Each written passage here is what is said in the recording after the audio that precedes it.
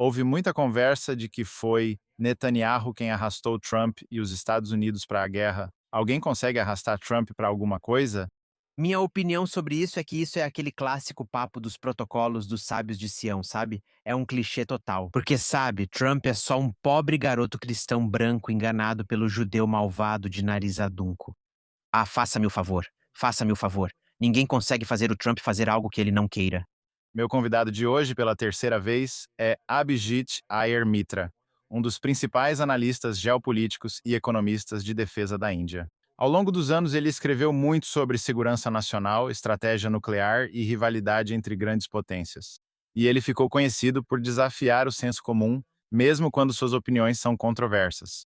Desde nossa última entrevista, o Oriente Médio mudou drasticamente. Israel e Irã lutaram diretamente. As negociações foram retomadas, as alianças estão mudando. Até Washington parece debater sua política externa. Hoje, estamos colocando muitas das principais ideias de Abhijit de volta sob o microscópio, não apenas para entender o que aconteceu, mas para perguntar para onde tudo isso está indo. Abhijit, seja bem-vindo. Obrigado por me receber de volta, Daniel. Sempre um prazer. Você me disse algo em privado que eu nunca ouvi ninguém dizer. Você acredita que Epic Fury foi uma vitória militar notável, mas que pode acabar se tornando um desastre político?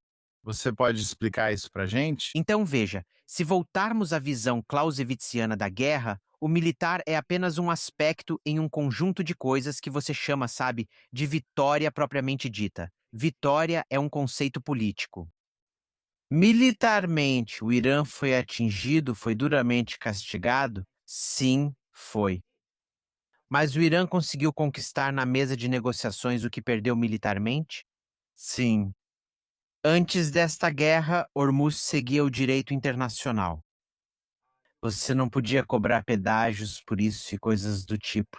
E os Estados Unidos literalmente entregou a soberania, não de si mesma, mas de Omã e dos Emirados Árabes Unidos, para o Irã de bandeja. E mesmo sendo um MOU, agora um MOU, um memorando de entendimento, não tem força de lei. Ele não pode ser aplicado, pelo menos na Índia, um MOU não pode ser aplicado contratualmente de nenhuma forma. Efetivamente, agora a posição de negociação é que você concordou com a soberania iraniana e com as taxas. Agora cabe aos Estados Unidos e seus aliados negociar uma saída para isso. Esse passa a ser o problema com um memorando de entendimento. Esse passa a ser o problema com a posição de negociação. Se você se lembra quando o acordo de Camp David foi rejeitado por Yasser Arafat, a reclamação israelense sempre foi que daríamos a ele tudo o que ele queria. No caso de Camp David, foi o quê? 97% de toda a terra da Cisjordânia e Gaza ah, e, ah, e terras em troca do que eles haviam perdido em Jerusalém, certo? E uma capital numa pequena área de Jerusalém. Ele rejeitou isso, foi embora, e da próxima vez que se encontraram, ele presumiu que isso já havia sido dado a ele. E a negociação, a partir daquele ponto, continuou dali em diante. É a mesma coisa que você está vendo agora, certo? O problema aqui é que isso já foi dado. Essa soberania já foi aceita. Yasser Arafat se afastou antes que isso fosse dado a ele. Mas isso foi dado à mostarda se ele estiver vivo aos iranianos. Agora os Estados Unidos devem agir como Yasser Arafat e se afastar. Grande problema. Segundo, ele fez exatamente o que Obama fez com o JCPOA, Trump fez exatamente o mesmo. Veja, havia muitos problemas com o JCPOA, mas também era um bom acordo. Foi bom porque reconheceu que, você sabe, confiança é uma mercadoria política. Haverá 10 anos de sanções rigorosas e, você sabe, monitoramento e coisas desse tipo. Depois disso, havia uma cláusula de expiração, o Irã teria, você sabe, apagado sua vergonha através de uma penitência. Desculpe usar uma linguagem monástica, mas é mais ou menos isso que funciona aqui. Por meio da penitência, lavaria a vergonha da trapaça nuclear até 2003. E então teria um período de 5 anos em que, você sabe, as inspeções e outras coisas seriam lentamente alinhadas com outros países que não trapacearam. E, finalmente, haveria a capacidade de produzir uma arma nuclear rapidamente. Rompimento no sentido de fim das sanções e coisas assim, sanções totais e coisas desse tipo. O lado negativo naquele momento era que também levantava sanções que não tinham nada a ver com o programa nuclear do Irã. Tinha a ver com o patrocínio iraniano ao terrorismo e coisas desse tipo.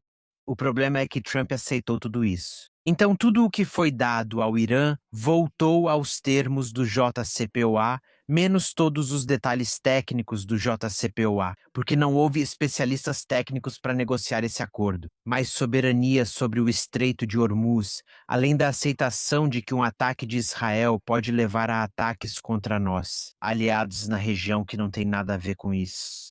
E em infraestrutura de petróleo e gás, que não tem nada a ver com isso, não é alvo militar nem faz parte da guerra. Para mim, isso é uma derrota espetacular da América. Mas isso não deveria ser uma surpresa para Israel, porque Trump fez a mesma coisa com a Índia em 2025.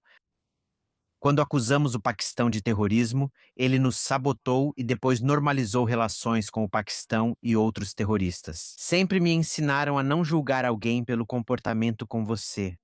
Julgue alguém pelo comportamento com os outros. Acho que Netanyahu apostou tudo em Trump e tirou o máximo proveito disso. Ele tem uma vantagem bem considerável.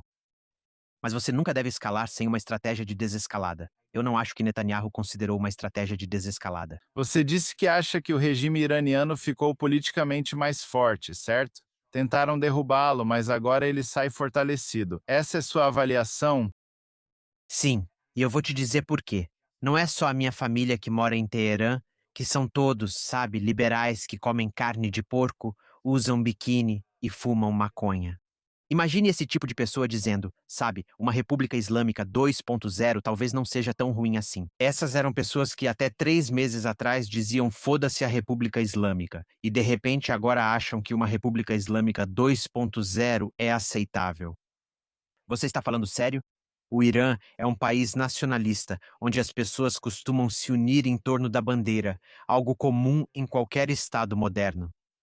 O assustador é que os Estados Unidos conseguiram uma mudança de regime, mas removeram todos os chamados moderados. Já tivemos essa conversa antes. Não há um moderado de verdade no Irã, certo? Tudo isso é relativo. Como Einstein dizia, quando você senta perto de uma garota bonita, 5 segundos parecem 5 horas e 5 horas parecem 5 segundos. E você senta ao lado de uma garota feia por 5 segundos e parece uma eternidade, esse tipo de coisa. É nesse sentido que é relativo. Mas isso fortaleceu os linha dura por aqui. Eles realmente entregaram uma vitória política, o que significa que a mensagem passada para a nação iraniana é que não há nada a ganhar com a conciliação.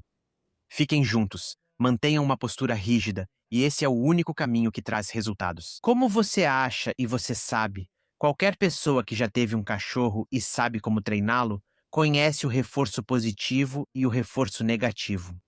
Qual você acha que foi a mensagem de reforço que chegou ao público iraniano e ao governo iraniano? Não é apenas uma vitória para o Irã, é uma vitória para a guarda revolucionária. É uma vitória para todos aqueles do tipo Qassem Soleimani dentro desse governo. Ah, e o que é ainda pior é que eles percebem que a vitória deles é ainda maior porque os democratas queimaram muitas pontes com Israel. Nos últimos anos do governo Obama, eles negavam informações de inteligência para Israel. Eles hackearam deliberadamente as câmeras dos drones israelenses e garantiram que Israel não realizasse nenhum ataque secreto no Irã e coisas desse tipo. O que aconteceu desde então é que os iranianos acreditam que também conseguiram criar uma divisão entre os republicanos e Israel. O que parece ser o caso, pelo menos entre grandes setores do Partido Republicano. Uma grande parte do grupo MAGA, que acho que podemos dizer com segurança, que muitos deles eram antissemitas enrustidos, mas enrustidos, veja, até mesmo. É bom quando isso fica escondido. Pelo menos existe um clima público para manter isso escondido. Quando esses freios desaparecem e isso vem a público, é um caminho muito, muito perigoso. Existe, é claro, a teoria de que é melhor termos transparência e que tudo possa vir à tona. Eu, neste caso específico, pelo que isso levou historicamente, não sou muito adepto dessa teoria. É melhor manter isso guardado, mas acabou vindo à tona e outras pessoas aderiram. Como se os Estados Unidos não tivessem autonomia e fossem controlados pelos protocolos dos sábios de Sião, em Jerusalém, dirigindo sua política externa. Isso abriu espaço para muitos desses velhos estereótipos de calúnia de sangue, muitas dessas velhas narrativas dos protocolos dos sábios de Sião e coisas desse tipo. Nunca imaginei que a opinião pública americana seguiria esse rumo. Acho que procuram um bode expiatório. Eles decidiram que é Israel. E veja, não sei se Netanyahu vai ser o cordeiro sacrificial ou não, mas acho que o problema foi um pouco mais fundo do que isso. Uma das maiores assuntos em Washington agora são duas correntes de pensamento concorrentes no governo Trump. De um lado, você tem J.D. Vance, que está enfatizando a moderação, evitando guerras de longo prazo. Do outro lado, você tem Marco Rubio, que adota uma postura mais agressiva em relação ao Irã e demonstra um apoio público mais forte a Israel. O que acha dessa divisão? É uma divisão real? Devemos nos preocupar com isso na próxima administração? Eu acho que é uma divisão artificial. E não acredito que seja uma divisão de políticas propriamente dita. Eu acho que é uma divisão pessoal, política e tática entre alguém que acha que pode se tornar o próximo presidente e outra pessoa que pensa que o dele. A chance dele para a presidência está a 3 ou 4 mandatos de distância. É só isso. Este é o Marco tentando garantir o apoio do pessoal do MAGA, que se sente decepcionado por não haver guerras estrangeiras há 3 ou 4 mandatos, quando a memória das pessoas já teria, você sabe, enfraquecido. E Vance, que sente que ele é a escolha natural, porque ele tem que ser o próximo devido ao limite de mandatos. Eu não acho que isso seja uma divisão política real, propriamente dita. Dito isso, eu também diria que é extremamente precário em termos de como esse jogo vai se desenrolar. Eu acho que a margem de erro para Israel agora em Washington diminuiu de forma muito, muito dramática, e isso precisa ser conduzido com muito, muito cuidado. Se os Estados Unidos não tivessem se envolvido na escala em que se envolveram na Epic Fury, se tivesse sido como em 2025, sabe, uma operação de aparar a grama, em vez de uma operação de escalada. Isso teria sido muito mais favorável para Israel do que esse episódio em particular, porque aí as alavancas políticas disponíveis para Israel em Washington teriam sido muito maiores. Acho que a segunda lição que também aprendemos com isso é que inteligência militar não é a mesma coisa que inteligência política. Você pode ter uma inteligência militar extremamente detalhada e precisa, mas o cálculo político pode estar totalmente errado, que é o que eu acho que aconteceu no Irã. Acho que falamos sobre isso, Daniel, ou no nosso primeiro ou no nosso segundo episódio. Sempre que eu ia para Israel e conversava com o pessoal do Ministério das Relações Exteriores ou do INSS na Universidade de Tel Aviv, eu dizia: Cara, você fala persa, eu não falo persa. Mas, sabe, eu tive interações mais naturais, não interações de inteligência. Se você pensa que o Irã vai colapsar como um castelo de cartas, me desculpe, mas está enganado. E também é um caso de pensamento ilusório influenciando as informações de inteligência, em vez de, veja, com toda a inteligência política, sempre há uma decisão a ser tomada. Isso é muito pessoal. Nenhuma quantidade de dados vai ser precisa nesse caso específico. Acredito que era preciso alguém fazer um contraponto crítico a isso, mas esse exercício falhou.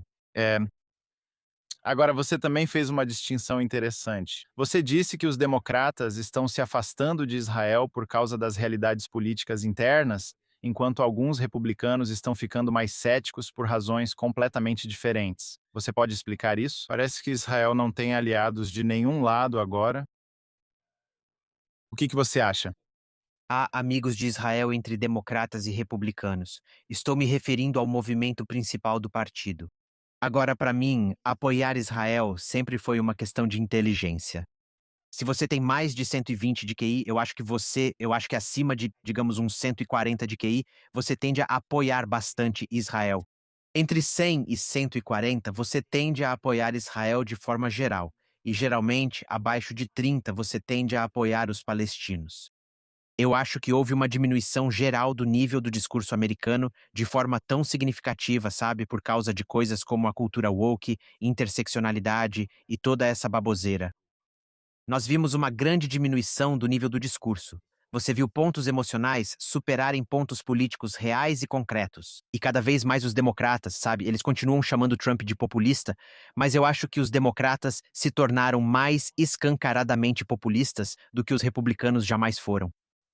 E esse rebaixamento, essa interseccionalidade, leva a, sabe, todo tipo de pessoa woke, transgênero, aspirante a transgênero, em transição, transgênero, seja lá o que for, combinado com, sabe, atacar os ricos, taxar todo mundo, seguidores de Thomas Piketty.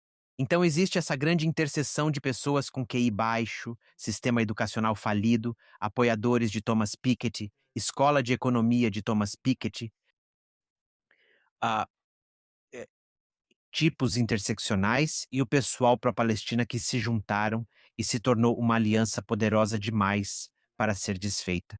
Ah, Agora está perigoso demais para usar a tática de dividir para conquistar.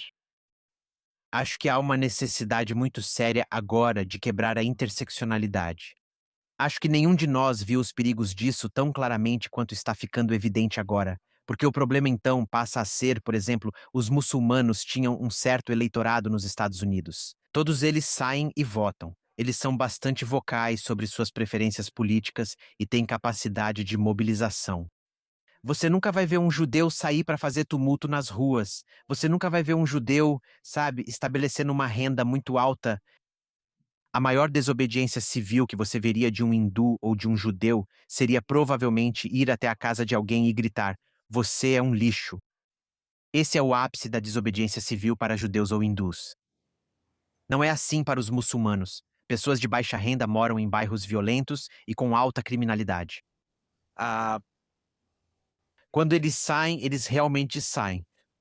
E sabe, esse tipo de veto das ruas, esse poder das ruas tem uma base política própria. Combinado com tudo isso, onde todo mundo acredita que a Palestina é um problema deles, não importa que, sabe, a Palestina jogue homossexuais dos telhados ou coisas assim. Quero dizer, imagine, nós discutimos isso, certo? É como se frangos pelo KFC fosse a mesma coisa que gays pela Palestina. Mas, de qualquer forma, essa coalizão foi formada. Em grande parte tende a ser democrata. E em grande parte tende a agir como um rebanho, juntos. Ah, e isso é o clássico comportamento de manada acontecendo entre os democratas com o MAGA. Acho que a questão tem sido meio que a teoria da ferradura, de que a direita também sempre teve seus extremos. E não acho que devemos nos iludir achando que qualquer movimento de direita, em qualquer país branco, vai ter uma ala nazista à margem. Nazista ou uma ala inspirada nos nazistas. Nem todo mundo é nazista, mas você sabe, essas coisas nazistas, quero dizer, tudo bem, os protocolos dos sábios de Sião, na verdade, é uma coisa russa, não tem nada a ver com os alemães. Mas está lá, está presente em todo movimento de direita que você vê. Alternativa para a Alemanha, por exemplo, geralmente me parecem caras bem decentes, pelo menos os que conheci. Mas um ou outro, eu sempre fiquei meio assim, não tenho tanta certeza sobre isso. Você me passa uma impressão muito.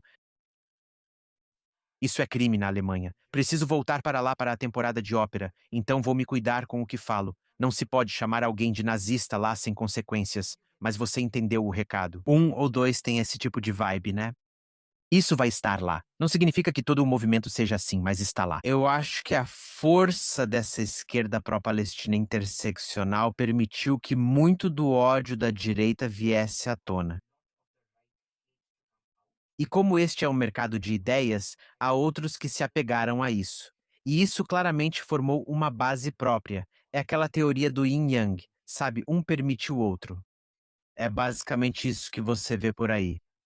E é aí que vejo republicanos e democratas seguindo nessa direção. Isso é recuperável? Sim.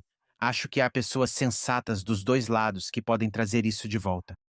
Eu não sei qual vai ser o custo político disso, seja para Israel ou para os judeus nos Estados Unidos, mas acho que haverá muita dor a ser suportada nesse processo. Acho que para começar, Israel vai ter que se separar. Se você me perguntasse isso no ano passado, eu diria que Israel não deveria abrir mão de exigir que as questões nuclear, terrorismo e mísseis balísticos continuem vinculadas. Agora, como o terreno já foi preparado em relação a mísseis balísticos e terrorismo, eles não fazem parte do que quer que Trump tenha concordado. Pode ser taticamente sensato sacrificar as outras duas questões e focar só na nuclear por enquanto.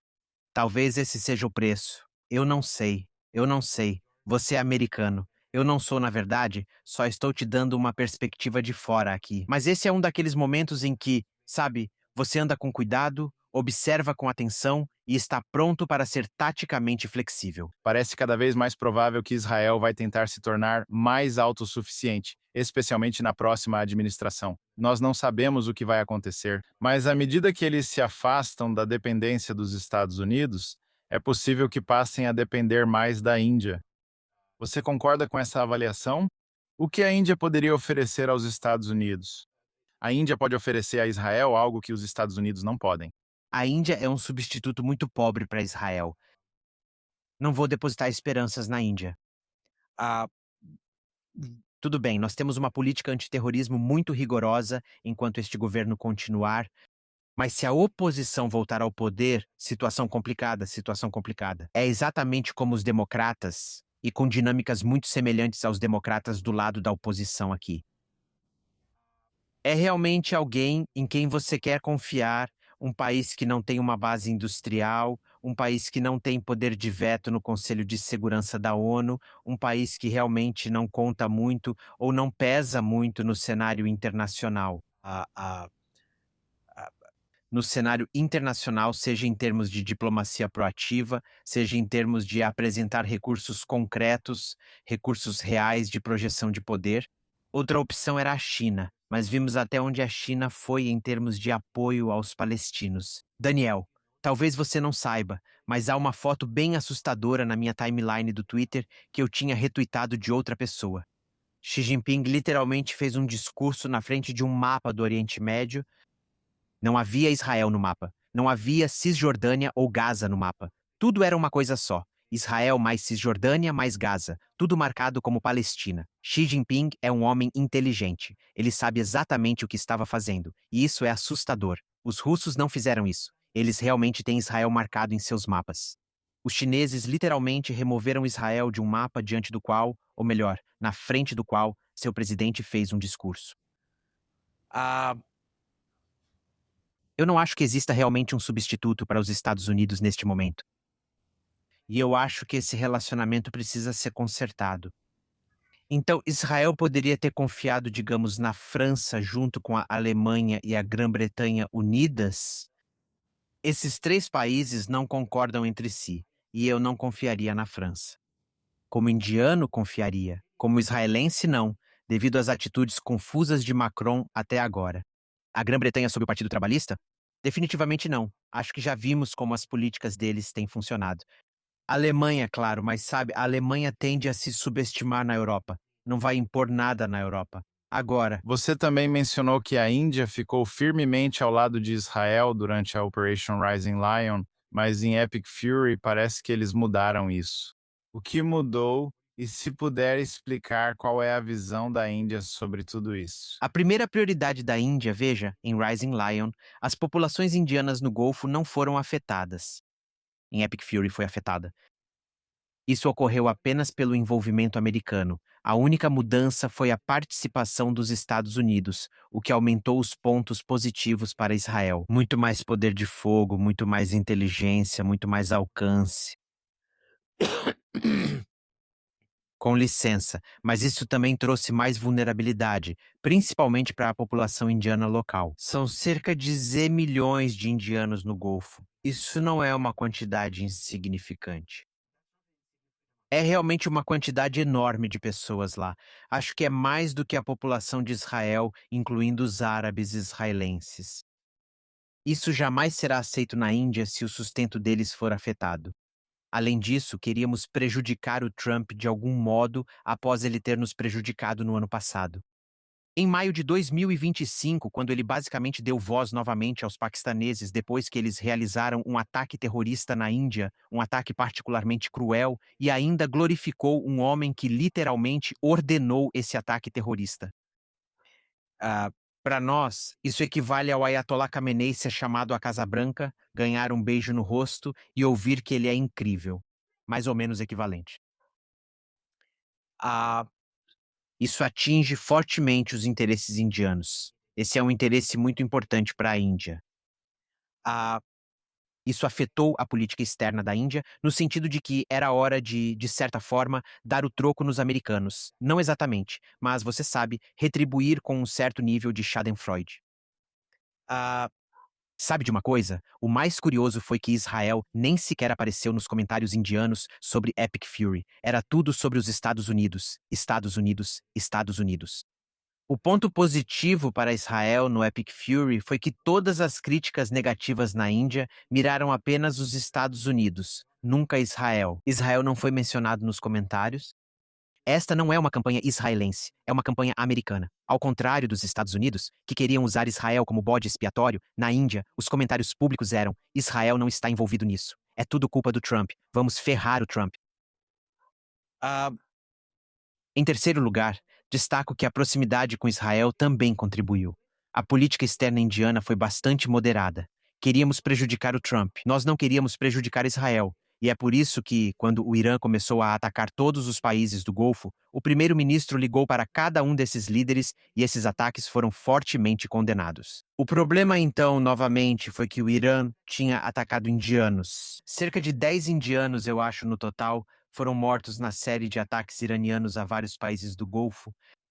Depois, os Estados Unidos atacaram petroleiros indianos e mataram 3 indianos, causando um grande impacto negativo para a Índia. A Índia só teve prejuízo por causa dos Estados Unidos. Se fosse só uma ação israelense, esses efeitos negativos não existiriam. É isso que quero dizer. Eu não acho que Netanyahu tenha entendido corretamente a desescalada, a redundância e o isolamento. Acho que ele foi influenciado pela arrogância do leão ascendente. Houve muita conversa, pelo menos no início desta guerra, de que foi Netanyahu quem arrastou Trump e os Estados Unidos para a guerra. O que você tem a dizer sobre isso? Alguém consegue arrastar Trump para alguma coisa? Olha, isso é, sabe, o que eu penso sobre isso é que é um clássico dos protocolos dos sábios de Sião. Besteira, isso aí. É um clichê, sabe? É porque, sabe, Trump é aquele pobre garoto cristão branco enganado pelo judeu malvado de nariz adunco. Me poupe, ninguém consegue fazer. Ah, Ninguém consegue, sabe, fazer Trump fazer algo que ele não queira fazer. Você pode atrair Trump até certo ponto, mas é só isso. O que também significaria, se você aceitar o argumento de que foi Israel que meio que manipulou o pobre coitado do Trump, tão inocente a fazer tudo isso. Então você também tem que aceitar isso. Foi Netanyahu que, você sabe, manipulou Trump para entregar a soberania do Hormuz, separar mísseis balísticos e terrorismo de um acordo geral. Então Netanyahu e Israel fizeram isso? Obviamente não. Trump age por conta própria e muito imprevisível. O que ele vê como a arte da negociação, ou seja lá o que for, quero dizer, essa definição continua mudando. O acordo, um grande acordo, não é um grande acordo, objetivamente falando. É o que Trump considerar um grande acordo em qualquer momento.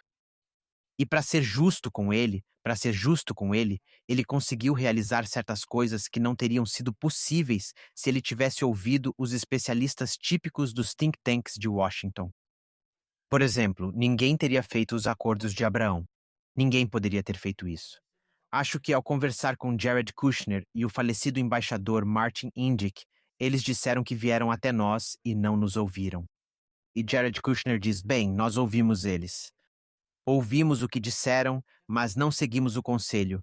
Não seguir um conselho não quer dizer que não ouvimos.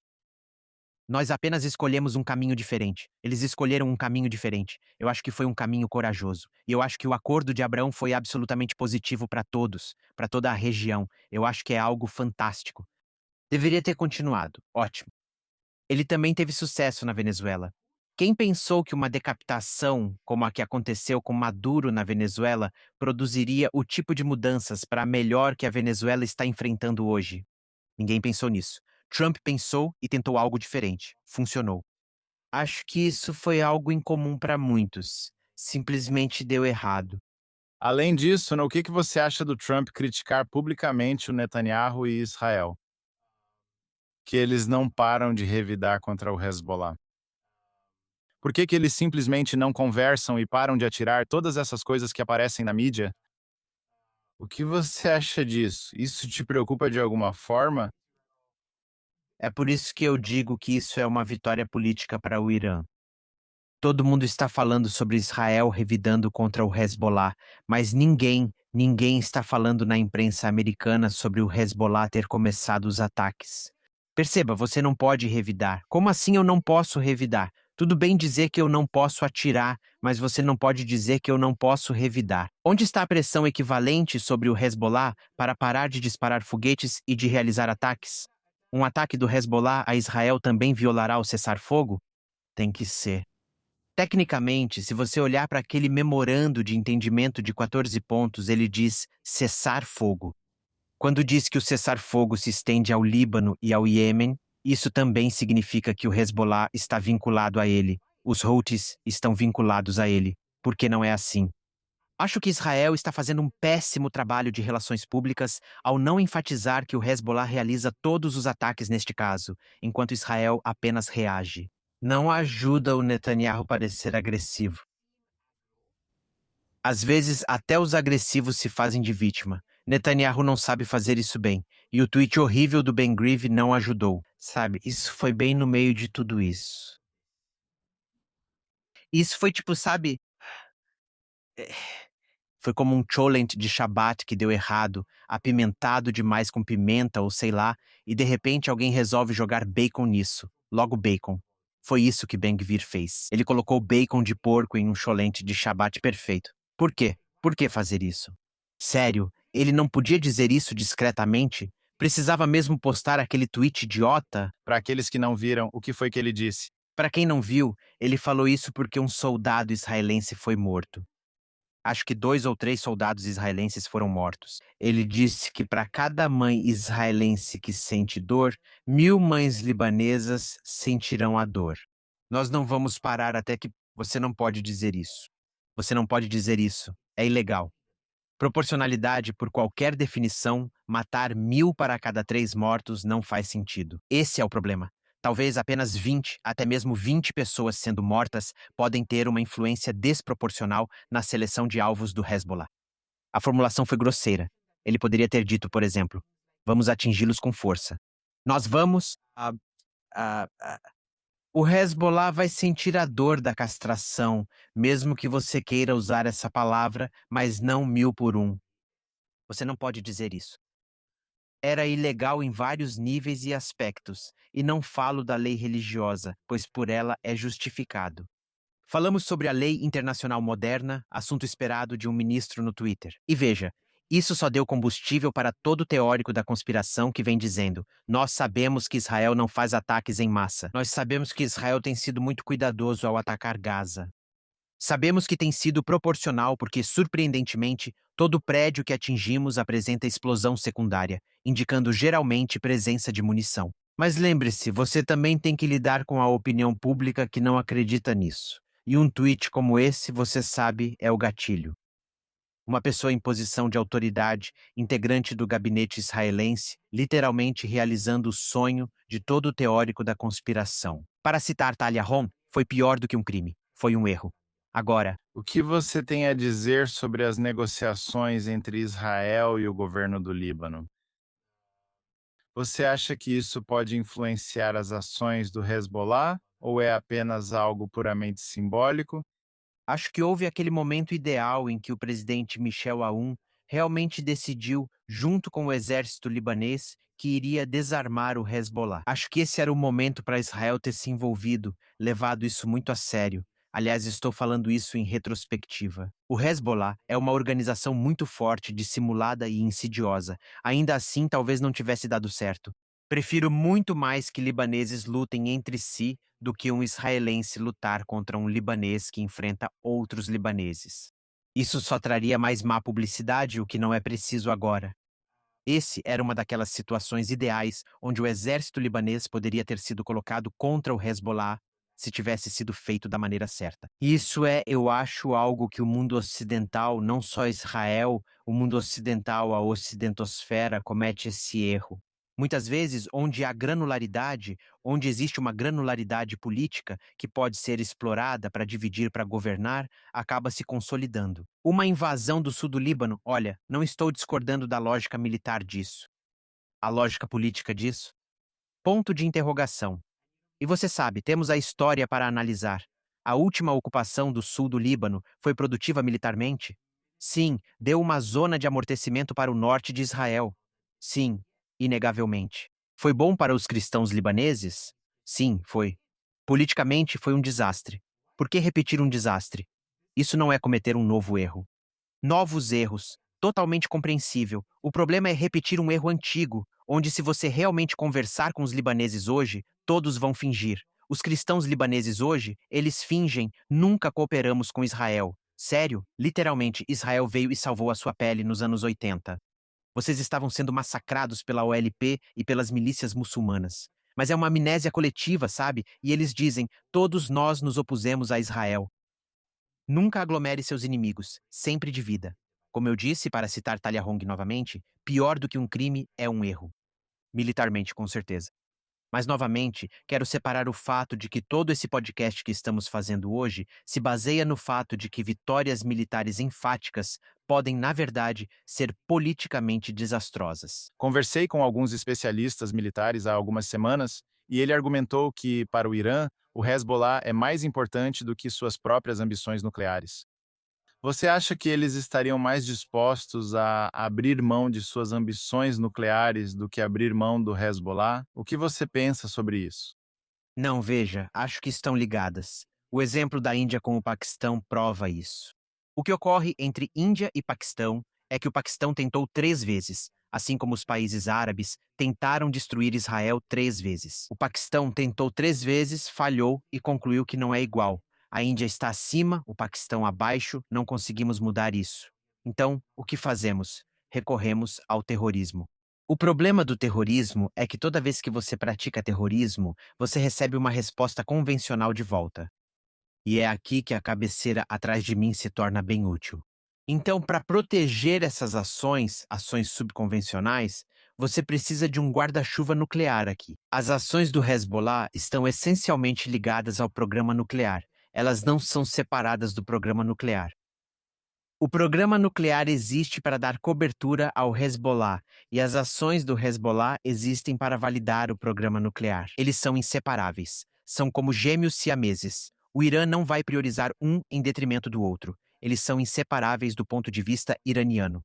Na minha opinião, eles são inseparáveis. Um arsenal nuclear por si só não significa nada. Quero dizer, amanhã, se Israel bombardear Teherã, o que o Irã vai fazer? Lançar uma bomba nuclear em Tel Aviv? Claro que não. Em vez disso, eles vão mandar uma horda de homens-bomba para atacar, Deus sabe, ônibus, trens, seja o que for em Israel. Essas coisas estão ligadas, não são separadas. Não ajuda o pensamento estratégico de Israel realmente priorizar e separar essas coisas, porque elas não são priorizadas ou separadas na mente iraniana. E eu digo isso extrapolando a forma como os paquistaneses veem as coisas, porque para o Paquistão, a situação em relação à Índia era muito semelhante. Por isso eles optaram pelo terrorismo como ferramenta. E eles escolheram armas nucleares para proteger e expandir o alcance dos atos terroristas. A dissuasão foi quebrada no momento em que Israel atacou aquela embaixada ou consulado iraniano na Síria. Foi na Síria ou no Líbano? Eu não me lembro. E foi isso que provocou ataques diretos. Isso foi rompido. Para restabelecer isso, o Irã agora precisa de armas nucleares, já que o Hezbollah não cumpriu seu papel. Ao obter armas nucleares, o antigo status quo será restabelecido. Onde ataques do Hezbollah ou ataques na Síria só podem ser respondidos atacando o Hezbollah ou a Síria e não o território iraniano. Agora, o que você acha dos Estados Unidos escolherem o Paquistão para ser o negociador? E a Índia, como a Índia vê os Estados Unidos se aproximando do Paquistão e tudo isso? Havia uma oportunidade estratégica e o Paquistão foi muito ágil. Eles aproveitaram essa oportunidade. Parabéns ao Paquistão. Na Índia você vai ver muita coisa infantil, críticas mesquinhas, sabe? Que tipo de negociação é essa? Olha, você tem que admirar até mesmo um inimigo que tira um coelho da cartola. Eu ia dizer hat trick. Vocês sabem o que é um hat trick? É um termo muito usado no cricket. Me culpe. O coelho da cartola. Ah, eles conseguiram. Bom pra eles. Ah, não tem sido muito bem sucedido. Não se manteve. Mas eles ganharam muitos pontos, correram muitos riscos políticos fazendo isso. Eles certamente entendem as nuances do inglês e entendem as nuances do farsi. Uma escolha muito boa, eu acho, né? Um bom mediador, mesmo que isso não agrade nem um pouco a Índia ou a Israel. E nós detestamos as partes envolvidas nisso, mas mérito deles. Eles produziram algum tipo de documento, mas também precisamos lembrar que não é o mediador quem faz a mediação americana, que é diferente. Quando eles sentem que querem uma determinada solução, eles tendem a usar a força bruta e têm o poder econômico para sustentar isso. Eles dirão que, se você fizer isso, garantirão tal investimento, e assim por diante. O Paquistão não está nessa posição. É mais facilitador do que mediador ao estilo americano. A mediação americana é uma mediação meio forçada, onde eles realmente conseguem produzir resultados. O Paquistão não está em condições de produzir resultados. O que realmente faz é transmitir mensagens e talvez suavizar o tom e tirar o peso de certas mensagens quando elas ficam um pouco ríspidas, o que ainda é uma habilidade diplomática muito significativa. Ainda é um comportamento de assumir riscos.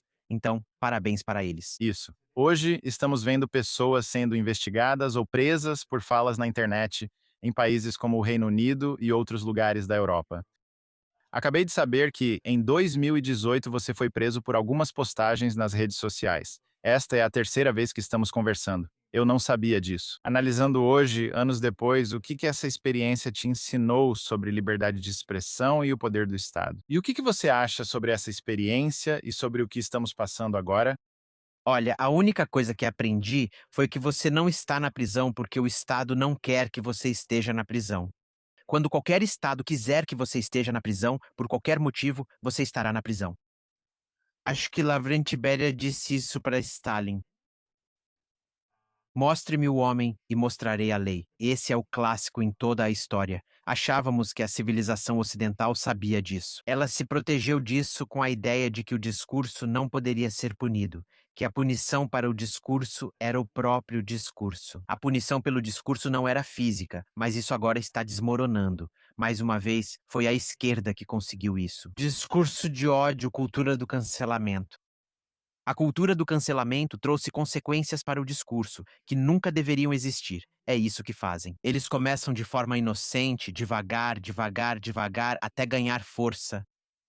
O problema agora é que todos nós aceitamos, de alguma forma, que a direita também pratica a cultura do cancelamento. Isso foi normalizado. Isso acaba com a liberdade de expressão, pois se há consequências pelo que se diz, não existe liberdade real. E liberdade de expressão de verdade, liberdade de expressão não é aquilo que você gosta de ouvir. Liberdade de expressão, o direito à liberdade de expressão é fundamentalmente o direito a uma expressão que te ofende. Se você começar a prender pessoas por isso, é um grande, grande, grande problema, porque essa é a base sobre a qual a democracia ocidental foi construída. Se você tira isso, a criatividade desaparece. Você cria um estado policial discretamente.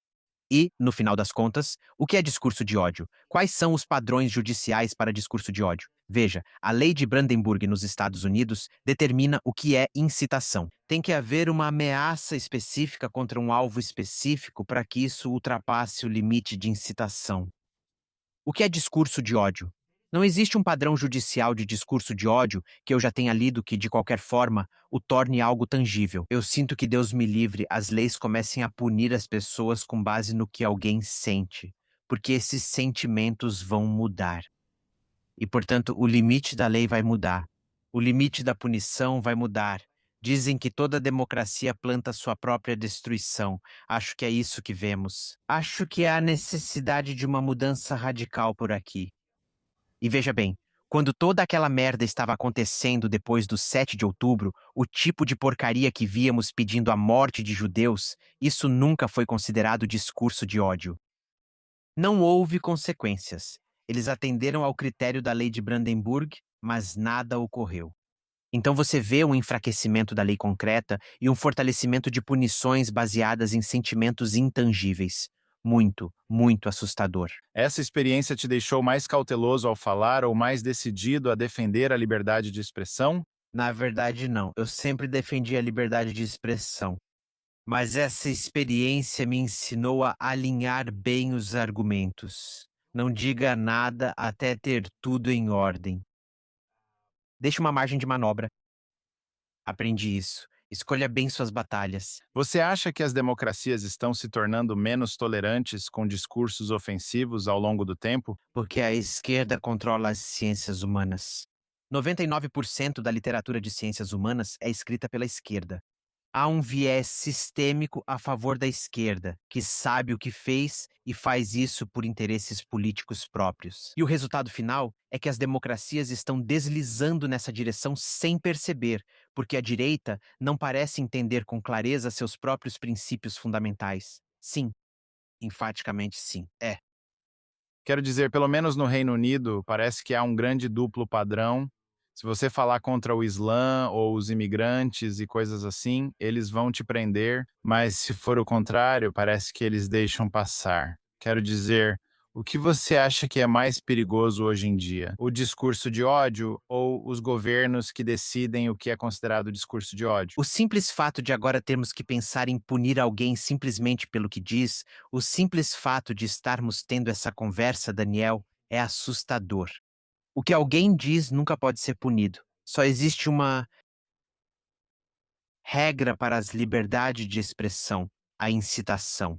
Isso incita alguém a transformar algo em ação física? Sim, isso precisa ser penalizado. Fora isso, não importa o quanto eu te odeie. Agora você sabe, eu sou gay. Você pode me chamar de viado, pode me chamar de bicha. Isso faz parte da liberdade de expressão. Desculpe, isso é liberdade de expressão. Eu posso não gostar disso. Eu posso querer te dar um soco por isso. Mas se eu te der um soco por isso, eu vou para a cadeia. Por quê? Porque eu transformei minha irritação em ação. Você simplesmente não pode punir as pessoas por serem desagradáveis. Ser desagradável é liberdade de expressão. Ser ofensivo é liberdade de expressão. Ser racista, se você quiser, é liberdade de expressão.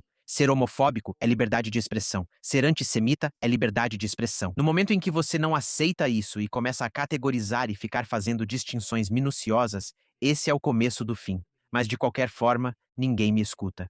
Então, venda isso. Mas sei que você ganhou fama por prever coisas antes de se tornarem óbvias. Qual é uma previsão que você está fazendo hoje? Eu não sou astrólogo. Eu acredito em astrologia, mas este anel, a safira amarela de 7 quilates, é baseado no que meu astrólogo me disse. Mesmo sendo ateu, eu não sou religioso. Eu sou supersticioso. Mas enfim, prefiro prognósticos, por favor, não previsões. Ok. Qual prognóstico você faria hoje que a maioria das pessoas discordaria agora, mas daqui a 5, 10 anos elas diriam: é, Abhijit previu isso? Acho que estamos caminhando para um futuro bastante distópico. Porque, com base nessa questão da liberdade de expressão e na forma como a política está caminhando, além do declínio dos padrões de policiamento, com a polícia pensando 10 vezes antes de agir porque estão mais assustados. Eles não veem isso como uma vocação onde querem fazer a coisa certa. Eles estão mais preocupados com comitês disciplinares, se estão sendo vistos fazendo a coisa certa com relações públicas e como isso vai aparecer na TV. Tudo isso junto vai nos levar a um ponto em que vamos olhar para o começo dos anos 2000 e o fim dos anos 90 como os dias de ouro. Todos nós vamos nos tornar wahhabitas nesse sentido, querendo voltar aos 4 califas Rashidun. Todos nós vamos olhar para os bons e velhos anos 90 e 2000.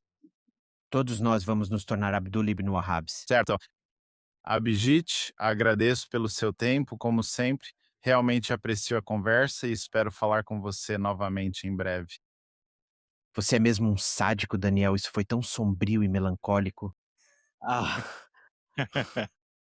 parece que um dementador tirou toda a felicidade disso. Mas fico feliz que você tenha gostado. E se você quiser terminar em um tom feliz, por favor, qual é a boa notícia? Não sei qual é a boa notícia. Também estou procurando por ela. Tudo bem? Obrigado novamente e espero falar com você em breve. Sempre um prazer. O prazer é todo meu. Se cuida.